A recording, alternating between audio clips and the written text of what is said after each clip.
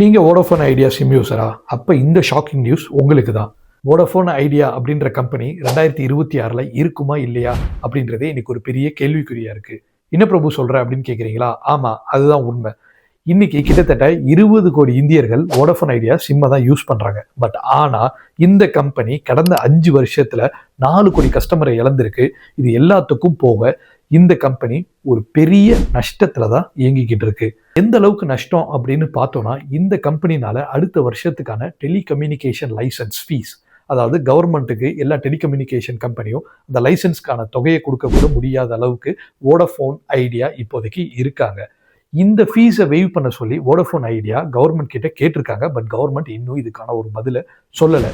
In case அப்படி government இந்த ஃபீஸை வெய்வ் பண்ணல அப்படின்னா வோடாஃபோன் ஐடியா ஷட் டவுன் ஆச்சுன்னா கிட்டத்தட்ட 1100 ஆஃபீஸ்கள் மூடப்படும் சொல்றாங்க. ஒரு 15,000 பேருக்கு வந்து வேலை போகும் அப்படின்னு சொல்றாங்க.